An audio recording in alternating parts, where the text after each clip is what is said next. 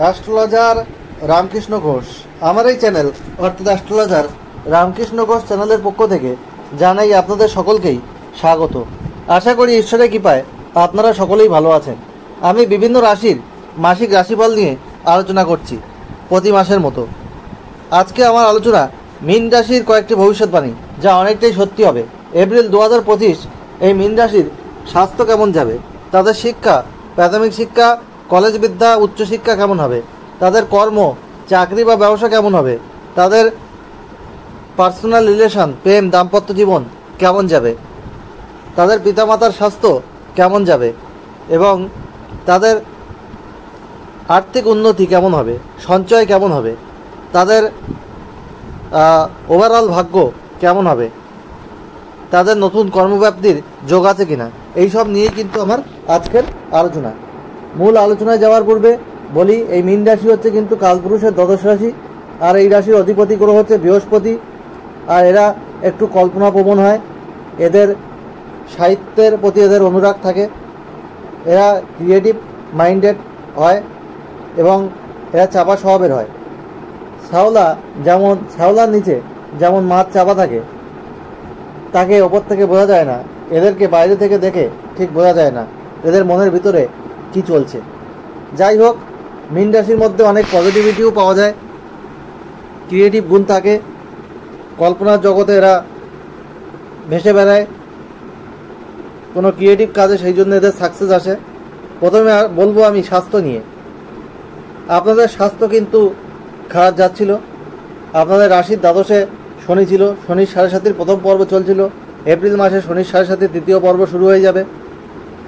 রাশিতে আপনাদের শনি ঢুকবে, আর আপনাদের রাশিতে রাহু ছিল, সেটাও আপনাদের কিন্তু প্রবলেম ক্রিয়েট করছিল। স্বাস্থ্যের জায়গায় বিশেষ করে গ্যাস্ট্রিক প্রবলেম, পেটের সমস্যা, এইসব সমস্যায় ভুগছিলেন। অস্থিরতা, চঞ্চলতা, উদ্বিগ্নতা এগুলো বেড়ে যাচ্ছিল। নার্ভ সংক্রান্ত কোনো সমস্যা আসছিল, ব্যাক পেন বা অস্থি সংক্রান্ত কোনো সমস্যায় আপনারা ভুগছিলেন। পেটের কোনো না কোনো সমস্যায় ভোগার সম্ভাবনাই আপনাদের বেশি ছিল। যাই হোক, এখন আপনারা ডক্টরের ট্রিটমেন্টে অনেকটা ডেভেলপমেন্ট স্বাস্থ্যের জন্য করতে পারবেন, কিন্তু একেবারে যে আপনারা স্বাস্থ্যের যে সমস্যা চলছে সেখান থেকে রিকভার হয়ে উঠতে পারবেন এমন নয়, কিন্তু অনেকটাই উন্নতি হবে। আপনারা খাদ্যাভ্যাস করুন, যোগব্যায়াম করুন, মেডিটেশন করুন, এক্সারসাইজ করুন, হাঁটাচলা করুন, স্বাস্থ্যের প্রতি আপনারা যত্ন নিন। আর পিতামাতার স্বাস্থ্যের প্রতি আপনাদের খেয়াল রাখা দরকার হবে, কারণ মায়ের বিশেষ করে স্বাস্থ্য কিন্তু ভালো যাচ্ছে না। পারিবারিক একটা সমস্যা, পরিবারের ক্রনিক ডিজিজ নিয়ে কোনো সমস্যা, এগুলো কিন্তু আপনারা সমস্যায় রয়েছেন। এই মাসে একটু হলেও আপনারা বেটারমেন্ট পাবেন, বেটার কিছু হতে চলেছে, পজিটিভিটি অনেকটা বাড়বে, এটা আশা করছি।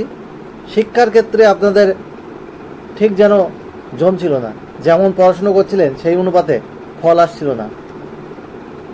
আবার শিক্ষায় মনোনিবেশ ঠিক মতো করতে পারছিলেন না। রাশিতে রাহু, এই মাসেও কিছু সমস্যা থাকবে, তার মধ্যেও কিন্তু অল্প বিস্তর ডেভেলপমেন্টও হবে। উচ্চশিক্ষার ক্ষেত্রে আপনাদের সমস্যা হচ্ছিল, বাইরে এডুকেশন করার চেষ্টা করছিলেন, কিছু না কিছু অদৃশ্য বাধা আপনাদের চলে আসছিল। এবার সেই বাধা অনেকাংশে কিন্তু দূরীভূত হবে, আপনাদের শিক্ষায় উন্নতি হবে। তবে আপনাদের স্মৃতিশক্তি কিন্তু একটু কমে যাবে, মনোসংযোগ দিতে হবে শিক্ষায়, তাহলেই কিন্তু ভালো ফল লাভ করা সম্ভব হবে। যদিও এক্সপেক্টেড ফল ঠিকমতো পাবেন না, তা থেকে আপনাদের ফল একটু কম হবে। যাই হোক, আপনাদের কিন্তু শত্রু যোগ আছে, গুপ্ত শত্রুতা,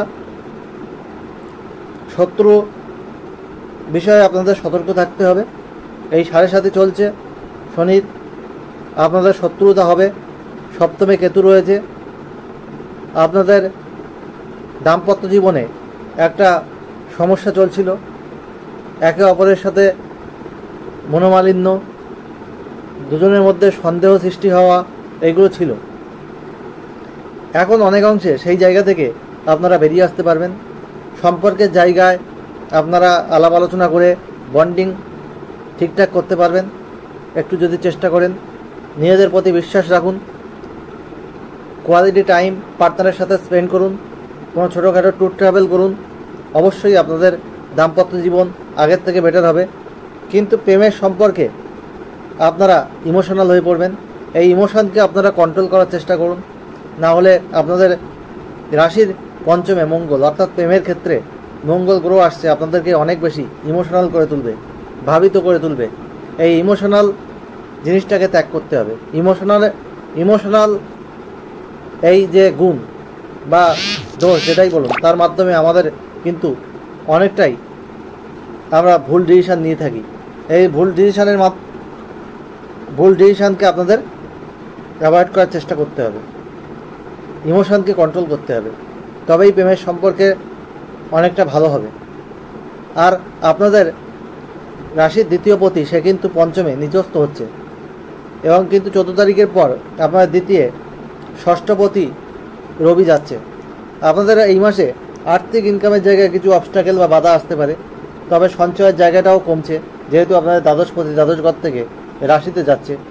এমনি শনি সাড়ে আয় থেকে ব্যয় বেশি হয়, অনেক লস হয়, ইনভেস্টমেন্ট করে ফেললে সেগুলো সমস্যা হয়, কারোর কাছে টাকা পান সেই টাকা আটকে যায়, এইরকম সমস্যা অনেক সময় আসে যদি দশা অন্তর্দশা বিশেষ করে ভালো না চলে। যাই হোক, এ মাসে ইনকামের জায়গায় কিছু অবস্ট্যাকেল ক্রিয়েট হবে, তা সত্ত্বেও বলবো আর্থিক উন্নতি একটু কম রয়েছে, কিন্তু সঞ্চয়ের জায়গাটাও কমছে। মোটামুটি একটা ব্যালেন্স করে আপনাদের চলে যাবে। একটু মিতব্যয়ী হতে হবে, আর একটু বেশি সচেষ্ট থাকতে হবে সব কর্মের প্রতি। আর কর্মক্ষেত্রে দেখা যাচ্ছে আপনাদের অনেক অবস্ট্যাকেল ছিল, অনেক সমস্যা ছিল, আপনারা কর্মের জায়গায় শত্রুতা অনুভব করছিলেন, সেই জায়গা থেকে অনেকটা বেরিয়ে আসতে পারবেন। তবে এখনই আপনারা জব চেঞ্জ করার কথা যারা ভাবছেন, তারা দেখে শুনে জব চেঞ্জ করবেন, না হলে কিন্তু হঠাৎ করে জব চেঞ্জ করলে আপনারা কিন্তু সমস্যায় পড়তে পারেন। এই জিনিসটা কিন্তু মাথায় রাখবেন, কারণ শনির 7.5-এর মধ্যে জব চেঞ্জ একটু সমস্যা ক্রিয়েট করে। নতুন জবটা হয়তো আপনাদের ভালো হলো না, তখন হয়তো নতুন জায়গায় আপনারা জয়েন করে মনে হতে পারে যে আগে যে জায়গায় ছিলাম সেটাই বেটার ছিলাম। এই হঠকারী সিদ্ধান্ত নিয়ে জব চেঞ্জ করা কিন্তু ঠিক হবে না। কর্মের জায়গায় আগের থেকে বেটারমেন্ট আসবে।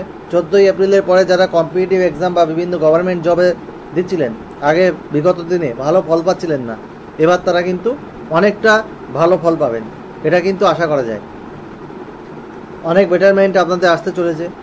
আপনারা একাডেমিক লাইনে যারা আছেন তাদেরও উন্নতির যোগ আছে। আর ব্যবসার ক্ষেত্রে আপনাদের একদম ডাউন হয়ে গেছিল, সপ্তমে কেতু, এবার ব্যবসার ক্ষেত্রে একটু হলেও বেটার হবে। আপনারা অনেক ভালো জায়গায় রিচ করতে পারবেন, কিন্তু ইনভেস্টমেন্ট এক্ষুনি করবেন না, বা নতুন কোনো প্রোডাক্ট এক্ষুনি শুরু করবেন না, তাহলে আপনাদের সমস্যা হতে পারে। আপনারা যে কাস্টমার আছে আপনাদের, তাদের সঙ্গে ভালোভাবে ডিল করুন, এবং আপনাদের ব্যবসাটাকে ধীরে ধীরে এগিয়ে নিয়ে যান, কোনো নতুন পরিকল্পনা করুন, সেটা আগামী দিনের জন্য ফ্রুটফুল হবে বলে আমি মনে করছি। আর আপনাদের ওভারঅল ভাগ্য একটু সমস্যাবহুল হবে, কারণ শনির 7.5-এর দ্বিতীয় চরণ শুরু হবে, একটু স্ট্রেস টেনশান এগুলো কিন্তু আপনাদের থাকবে, এটা কিছু করার নেই, থাকবে। যাদের শুভ গ্রহের দশান্তদশা চলছে তাদের কম থাকবে, যাদের অশুভ গ্রহের দশান্তদশা চলছে তাদের বেশি থাকবে, এটা আপনাদের ফেস করতেই হবে। যাই হোক, আপনাদের যে সমস্যা রয়েছে সেই সমস্যা থেকে বেরিয়ে আসার জন্য আপনাদের হলুদ, সোনালি, সবুজ, আপনাদের ক্রিম কালার, লাল কালার বেশি ব্যবহার করতে হবে। নীল, আকাশি, গোলাপি, সাদা এইসব রং, কালো, ধূসর কম ব্যবহার করুন, আপনাদের জীবনে অনেক উন্নতি হবে। আর কর্ম যদি বাড়ি থেকে যারা দূরে করছেন তাদের ক্ষেত্রে কিন্তু সাকসেস রেট যারা বাড়ির কাছাকাছি করছেন তাদের থেকে বেশি হবে।